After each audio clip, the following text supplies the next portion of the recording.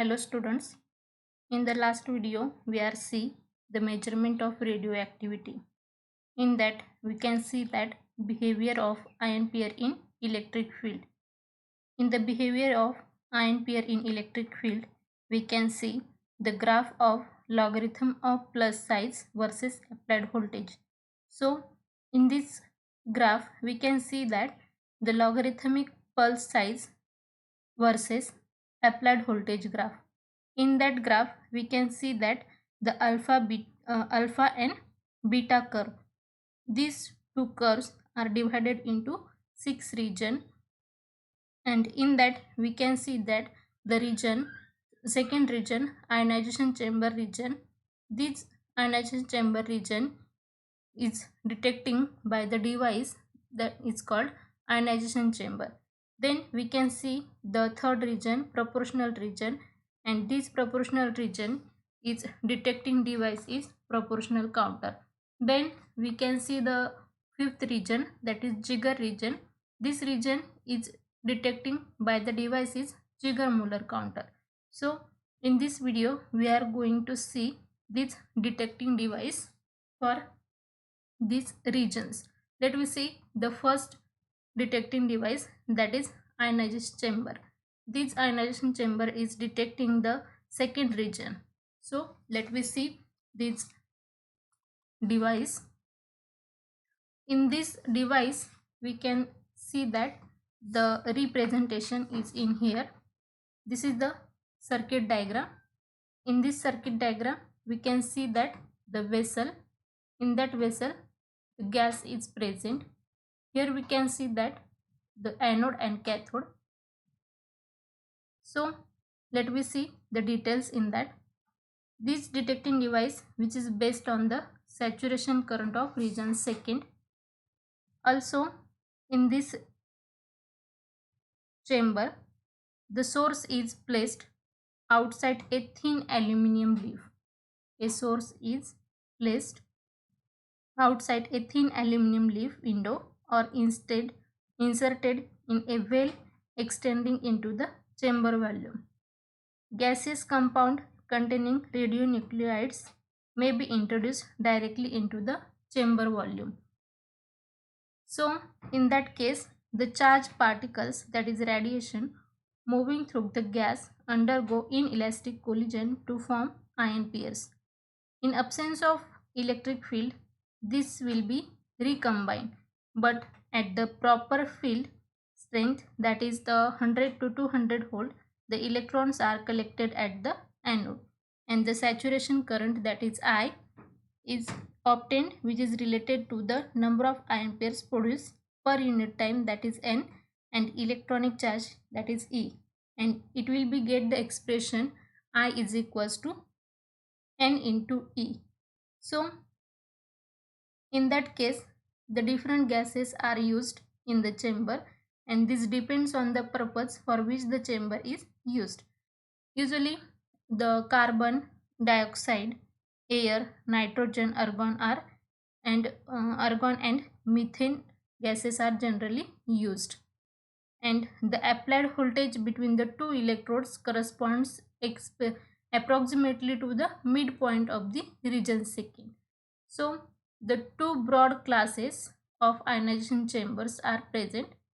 First, non-integrating type and integrating type. There are two broad classes of ionization chambers. First we can see that non-integrating type and second integrating type. Let me see the integrating type instrument. In that each particle capable of ionizing the medium is recorded separately, and in integrating type the current due to individual particles is not separated. Because of this there is a steady flow of current. So here we can see that also the magnitude of the current, which is depends on the product of the number of ion pairs per unit distance and the distance between the electrodes. So the alpha particles with large specific ionization gives rise to large current in small chamber, and beta and gamma rays here the beta, not alpha. Beta and gamma rays with low specific ionization require large chambers so as to get a measurable current even after the current is suitably amplified. This is the ionization chamber. And here we can see that the schematic representation of the ionization chamber. In that we can see that the vessel, in that vessel the gas is present. Usually air, carbon dioxide, nitrogen, argon or a methane gases are generally used. Source is placed in here. This is the cathode ring which is acts as a cathode. Here the anode. We can see that here insulator, energy is provided, and here the two amplifier and measuring devices. This is the ionization chamber. Next we can see that the proportional counter. This proportional counter is used as the region third. This device is based on the region third. This is the schematic diagram for proportional counter. In this proportional counter, the argon and methane mixture flows at atmospheric pressure through the counter at a rate of 200 ml minute inverse. So the source may be placed. The source may be placed outside the counter or inside the counter. That is, sample is inserted into the active volume by means of the lateral slide holder. So an electron avalanche is developed in the proportional region and it is collected at the anode loop. Multiplication factor from 10 to 10 raised to 5 are possible depending on applied voltage, gas pressure and counter dimension. Multiplication factor from 10 to 10 raised to 5 are possible depending on applied voltage, gas pressure and counter dimensions. In here the dead time is very short and it is about 1.25 microseconds. In these counters are useful for the counting at extremely high counting rates, that is 50,000 to 2 lakh counts per second. Also these counters are useful for the alpha particle counting due to its large ionizing power. This is the proportional counter, and in that we can see that high voltage connector, lead shield. Here we can see that this is the gas inlet, and in that we can see that argon and methane mixture gas. Here we can see that anode loop. Also in here source holder, micromill window. This is the micromill window. This is the all over schematic diagram of proportional counter. Next we can see that the calculation of field strength at the central wire. In here we can see the electric field strength, that is E, which is due to the applied voltage changes inversely with the radial distance, that is R. Therefore we can say that E is equals to K upon R, and here this K is a constant. According to definition, the electric field strength E is equals to dV upon R, dV upon dr, that is applied voltage changes with radial distance. In that case we can find out the dV. Therefore dV is equals to E into dr. We get the dV is equals to E into dr. Substituting the equation E is equals to K upon R in equation dV is equals to E into R. Therefore we get the dV is equals to K upon R into dr. Integrating this equation between the limits, R is equals to A and R is equals to B. Here is a not a 1. Integrating this equation between the limits, R is equals to A and R is equals to B. So we get the equation, the potential difference, that is dV is equals to integration of r is equals to a to r is equals to b dv is equals to integration of r is equals to a to r is equals to b k upon r into dr. To solving this integration is equals to, we get k in bracket ln of r of the limit a to b. If we putting this limit a and b, we get k is equals to ln of b divided by a. Here this dv is the potential difference and that is applied between the electrodes. Here b is the radius of cylindrical chamber. A is the radius of central wire.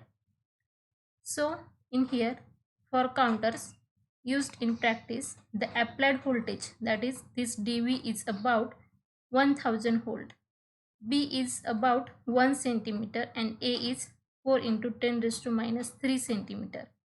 Substituting this dv, b and a value in equation, dv is equals to k ln of b divided by a.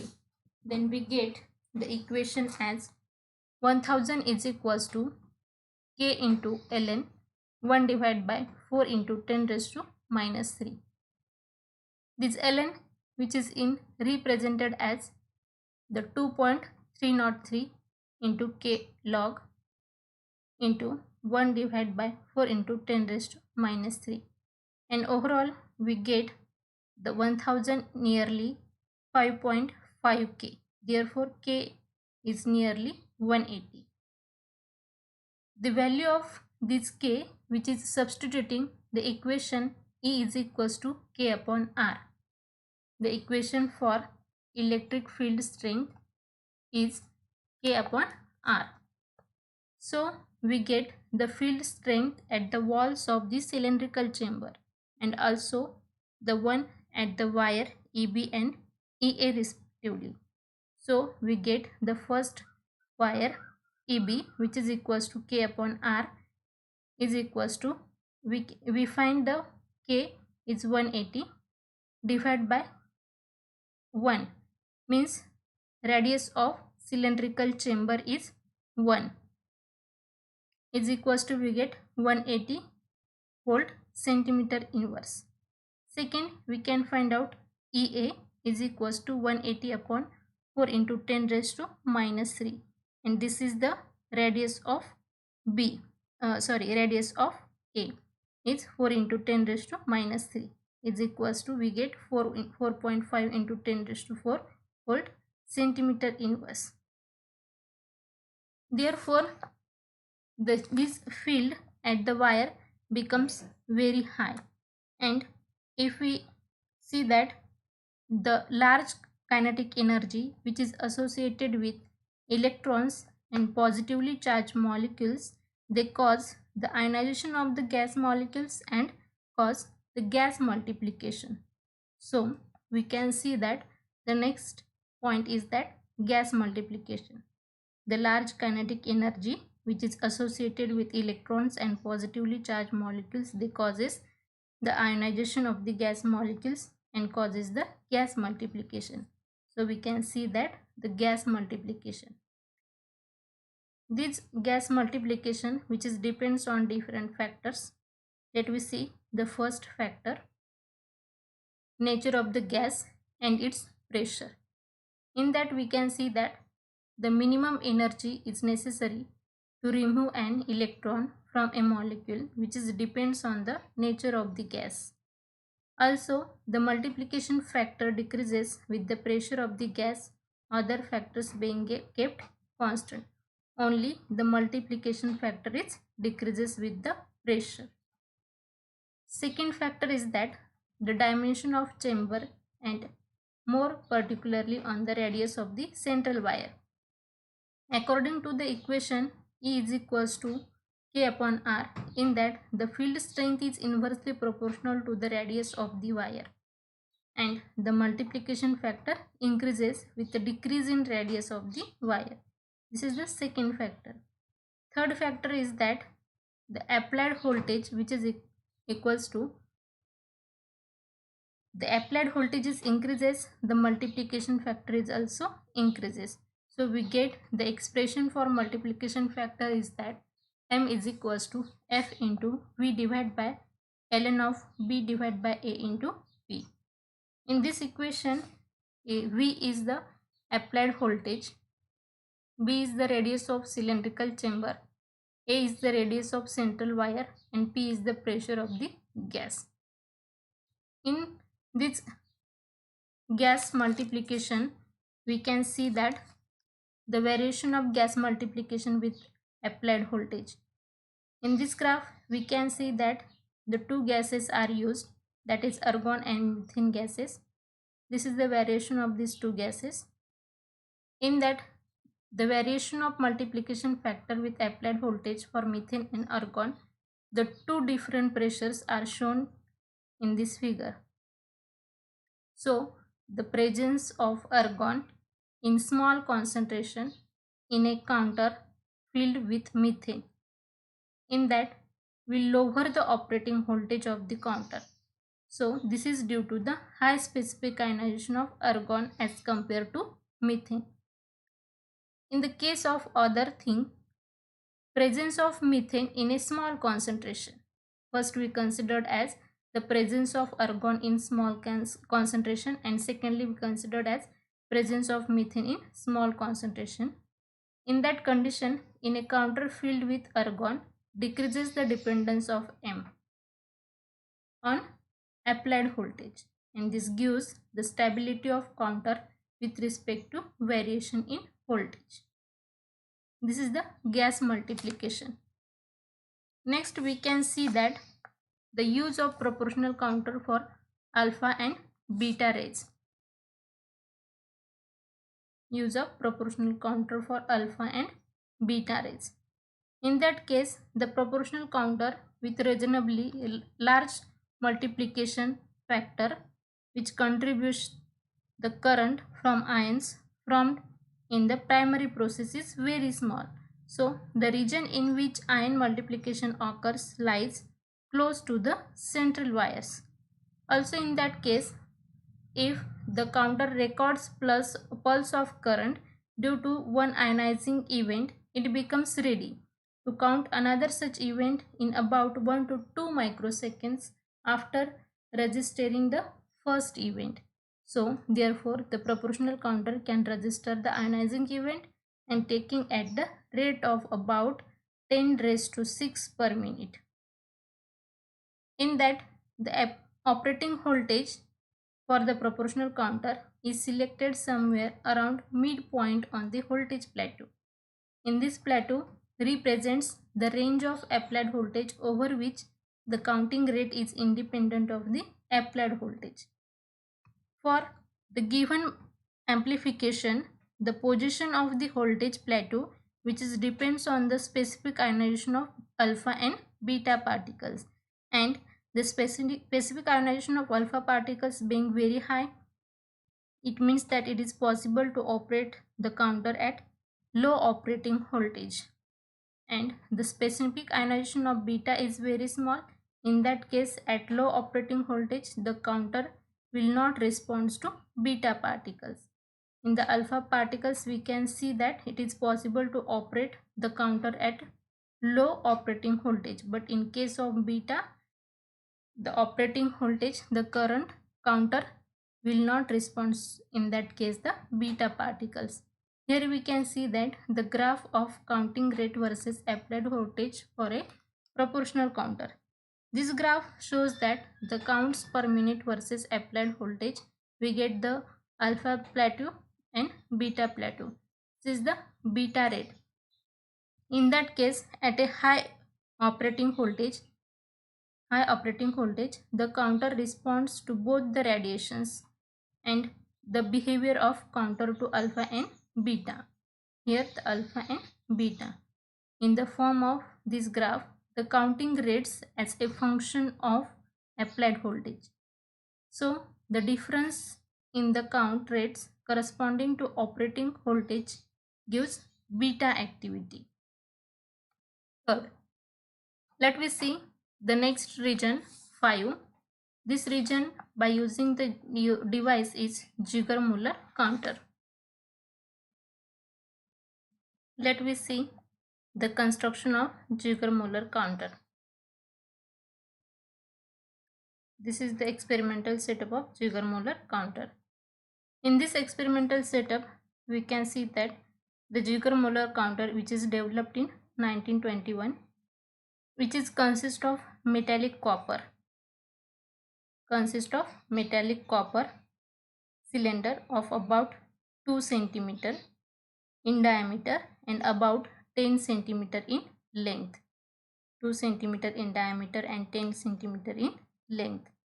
In that, the copper cylinder acts as a cathode. The copper cylinder which is acts as a cathode, and it is fused inside the hard glass tube. This is the hard glass tube, and this will be inside in there. In the internal or collector, electrode is a fine wire around a few thousand of an inch in diameter, and it is often made of tungsten because of the strength and uniformly a small diameter. So in that case, the wire is insulated from the tube and it is situated at the center and it acts as a anode. Tungsten wire acts as a anode. The most common filling gases are the noble gases, and particularly argon and neon gases are used, and it is at up to 18 mm pressure. Usually the small percentage of additional substances are used, in that the vapor of ethyl alcohol, ethyl iodide, or a halogen gases having the 20 mm of pressure are used as a quenching purposes. So also the sometimes thin mica windows is provided for the tube to allow soft radiation to enter the tube. In this case are called as the end window counters. Let me see. This is all over the construction for Ziegler-Muller counter. We can see that next, production of discharge. In this case, the production of discharge, the passage of nuclear particles, that is radiation, the passage of radiation produces ionization in the gas, resulting in the production of ion pairs. That is production of ion pairs, it means the electrons plus positive ions. Under this condition, if we apply the high voltage, the electrons are quickly drawn to the anode. Electrons are quickly drawn to the anodes of their high mobility, and electrons on their way to anode, it produce more secondary ionization and ultimately resulting in this called as the Townshend avalanches. So this all over the production of discharge, and we get the ion pairs, production of ion pairs. Passage of nuclear particle produces ionization in the gas, resulting in the production of ion pairs. Next we can see that dead time of the counter. What is the dead time of this Ziegler-Muller counter? In that we can see that by applying the high voltage, electrons reach the central anode in about 5 into 10 raised to minus 7 seconds, and after their generation. Also, the positive ions reach the cathode in about 100 to 500 microseconds after their generation. And here also we can see that the electrons reach the central anode in about 5 into 10 raised to minus 7 seconds. So the period of this time after registering the ionization event, during which the counter is not in a position to register another such event, is called dead time of the counter. So during this dead time, the large dead time of Jiger counter, which is compared to proportional counter dead times, it limits the use of these counters, and in counting the rates up to about 10 raised to 4 per minute. This is the dead time of this counter. Then we can see that quenching of the Ziegler-Muller counter. We already know that the gases are used in that argon and neon gases having the 80 mm pressure, and the small percentage of the additional gases are vapors of ethyl alcohol, ethyl iodide or halogen gases, and having the pressure is 20 mm. So in the quenching, positive ion sheath in non-self quenching tubes gradually travels towards the cathode, and positive ions combines with electrodes from the cathode. The neutralized positive ions come to the ground state and emitting photons.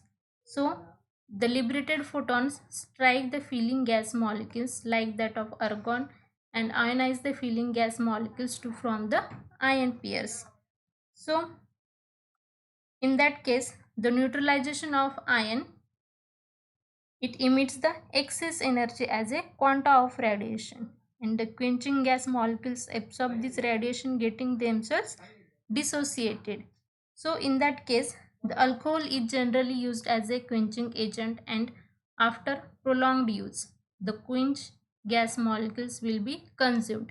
And if the halogens are used as a quenching agent, that in that case the life of the tube will be greatly extended, since it appears that the diatomic halogens gas molecules are dissociated in the quenching, but there is a combination mechanism present to replenish the supply of quenching gas.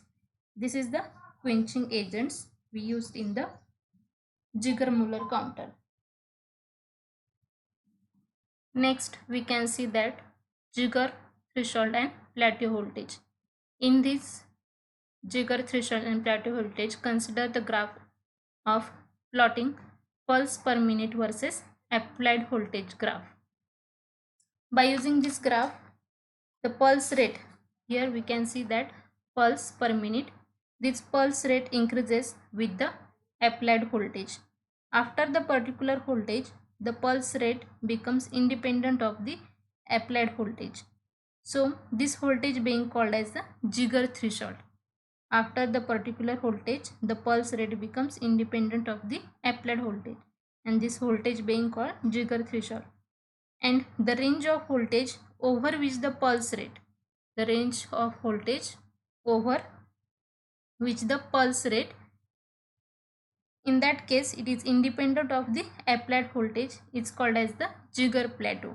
This plateau is much shorter than that of the proportional region, and it is not flat as the proportional region, and this plateau is continuous. The discharge counters discharge and occurs will be entered to the region 6. Directly we go to the region 6. Next we can see that the background counts. In that we can see that the background counts. In the background counts, radiation always present in the atmosphere, so that even in the absence of radioactive sample, any detector of radioactivity will show a finite response. And this radiation is due to the part of natural radioactivity of the surroundings, and in part to cosmic rays. All measurement of activities must be corrected for background counts by following equation.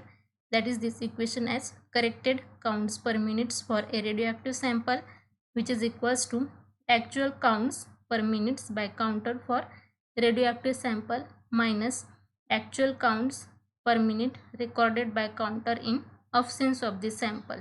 This is the background count, and these all over the Ziegler-Muller counter. These three are the region detecting devices: ionization chamber, proportional counter and Ziegler-Muller counter. Thank you.